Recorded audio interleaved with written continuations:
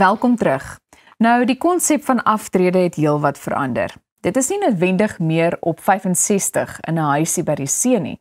Dit gaan nou eerder oor keuses, fases en nuwe doelwitte. En ek gesels nou met Elizay Coetzee van Everest Advisory Services om 'n bietjie meer daaroor uit te brei. Welkom terug by ons, Elizay. Lekker om hier te wees. Goed, wat beteken aftrede vandag regtig? Ja, soos jy gesê, dis nie meer huisie by die see nie. So, aftrede vandag beteken, is jy finansiëel vry of het jy genoeg gespaar om jou inkomste te vervang of ten minste tot van 60 tot 90% van jou laaste inkomste te vervang. En dit is heel waarskynlik nie so nie. Omtrent 6% van Suid-Afrikaners kan volwaardig aftree. Jy moet gewoonlik jou leefstyl aanpas wanneer jy aftree.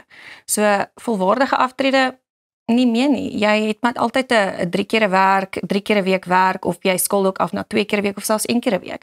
En dan doen jy nou iets wat waarskynlik jou stokperdjie is of jou doelwit is of jy voel, jy weet jy het 'n doel, jy moet dit doen. En onthou dis ook vir geestesgesondheid. So baie mense tree nie meer volwaardig af nie. So waarom wil mense langer werk? Weet jy, eerstens sou ek sê finansiëel. So jy het nie genoeg gespaar nie, want dit is maar die tendens wat ons vandag sien. En as jy die vermoë het en die gesondheid het om dit te doen, dan is jy waarskynlik geneig om dit te doen. So dit sien ons al meer en meer in die mark. Ek het 'n kliënt wat 95 is wat nog steeds werk. Sure. En jy weet, sy geestesgesondheid is goed, sy brein is goed, hy is fisies gesond, hy doen nog sy ding en hy gaan net aan. So jy weet, as jy dit kan doen, hoekom nie? Maar onthou, dan moet jy ten minste jou werk geniet, nê? Baie waar, ek dink dit is die belangrikste. Anders het dit die teenoorgestelde effek, ja. En ek dink baie mense, dit is nie noodwendig dat hulle langer wil werk nie, maar hulle het nie noodwendig 'n keuse nie. Ja. Wat is die gevaar daarvan om te min te spaar? Ja, so jou lewe gaan basies langer uithou as wat jy geld uithou. So inflasie speel daar 'n groot rol en ook hoe jy jou geld bestee. Nie net of jy nou genoeg het wanneer jy afgetree is nie, maar hoe jy jou geld belê. Bepaal ook natuurlik of jy geld lank genoeg gaan hou. So daar's verskeie metodes wat jy kan volg om dit te doen. Ons het so 'n paar weke terug ook daaroor gesels oor persentasies van wat jy in 'n geldmandjie moet sit en daai tipe goed. Hulle kan ook teruggaan en daarna gaan kyk, maar op die einde van die dag, as jy nie genoeg gespaar het nie, gaan jy waarskynlik dalk meer moet begine werk. So dit kan 'n groot probleem raak vir jou. So die uiteinde van die storie is begin nou te spaar sodat jy weet jy's okay wanneer jy aftree.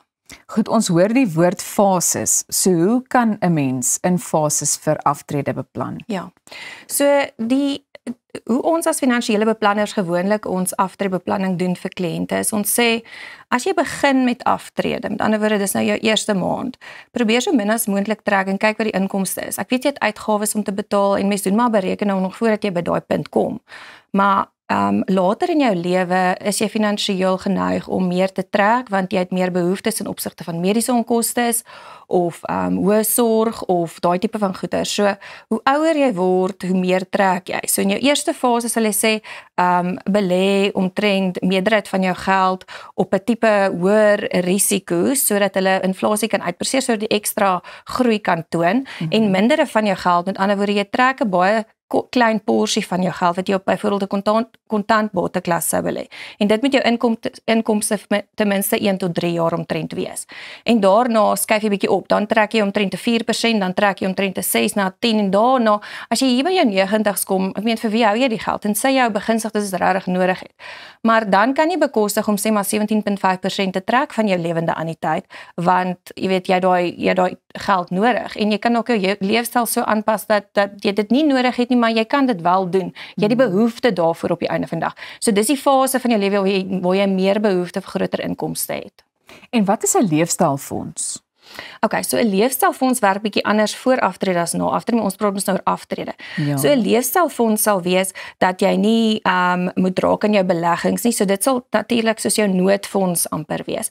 Om jou leefstyl nie noodwendig heeltemal te verander op aftrede nie. Om die ekstra ditjies en daaitjies te betaal. Om ietsie soos bande vir jou kar of jy weet 'n vakansie hier en daar. Jy weet dit is iets wat jy graag wil beoog en dit werk soos ek gesê het, bietjie anders as jou noodfonds vooraftrede wat gewoonlik 6 maande se uitgawes is. Hier kyk ons ten minste van 10% van jou fondswaarde om op daai fonds te belê of 3 jaar se inkomstes. So dit is wat jy moet beoog om fondse daar rond te skuif sodat jy seker maak jou belegging kan groei, maar daai fondse gebruik ek as inkomste en om my leefstyl te handhaaf. Ek dink jy het nou net vinnig hieraan geraak, maar ek wil net weer ons moet vir 'n oomblik stil staan by iets soos gesondheid en inflasie, jy weet, en om daai balans te vind wanneer dit by aftrede kom. So gesondheid speel 'n groot rol. Soos ek gesê het, hoe ouer jy raak, hoe meer is die behoefte om 'n groter inkomste te trek om vir mediese onkoste te betaal. So inflasie ook natuurlik. Jy kan nie al jou fondse belê op 'n matig tot konservatiewe bateklas en seker maak jy klop inflasie nie. Jy gaan dalk net inflasie klop, maar gaan jou geld vir jou hou? Nee. So dis belangrik om die beplanning te doen in fases. Inflasie moet klop, groot genoeg fondswaarde hou vir later in jou lewe om daai ekstra mediese kostes te betaal. En dan vra mense, wat kan ek vandag doen om beter voor te berei? Ja. Is daar 'n wenk of twee? Definitief. So praat asseblief met jou finansiële adviseur. Ons doen beplanning om seker te maak ons vat byvoorbeeld jou inkomste, verhoog dit met inflasie tot en met jou aftrede ouderdom en dan maak ons vir jou 'n doelwit. En ons maak seker dan, jy weet, hoe kom ons by jou doelwit uit? Gebruik sekere belastingvoordele om by jou doelwit uit te kom. So ons maak plannetjies om seker te maak, jy weet, jy neem 'n ingeligte besluit op die einde van die dag. Ons het so 'n minuut oor, maar hoe lyk 'n moderne aftreeplan? Die moderne aftreeplan sal wees, ons verwys gewoonlik na die Amethyst Living Annuity van Everest Wealth. So hy is nogals goed aangepas om vir jou stabiele konstante opbrengs te gee met lae fooie en dan ook natuurlik 'n inflasie bonusbeskerming wat uitbetaal in jaar 6 wat nogals 'n goeie rede is om hom te oorweeg. Veral as jy kyk na beleggings wat inflasie moet uitpresteer om later in jou lewe aan te pas. Hy's buigbaarheid is ook ingebou om elke keer jou inkomste verander jaarliks. So dis 'n goeie resep om te volg. Dit klink vir my so, maar weer eens belangrik om kundiges te raadpleeg in die proses. Natuurlijk. En dit is waarom ons by julle sal kom aanklop. Baie dankie dat jy vanoggend weer hier was. Daar's 'n lekker dag. Goed, moet nêrens heen gaan nie, want net hierna gesels Arnold met die hoof van die Stellenbosch Sportakademie, Ernst Joubert. Is ingeskakel by Goeiemôre Good Morning. Maak ook seker jy gemaak 'n draai op ons YouTube kanaal om weer na enige van ons interessante, insiggewende en inspirerende gesprekke te gaan kyk en luister. Ons is nou weer terug, bly ingeskakel of net waar jy is.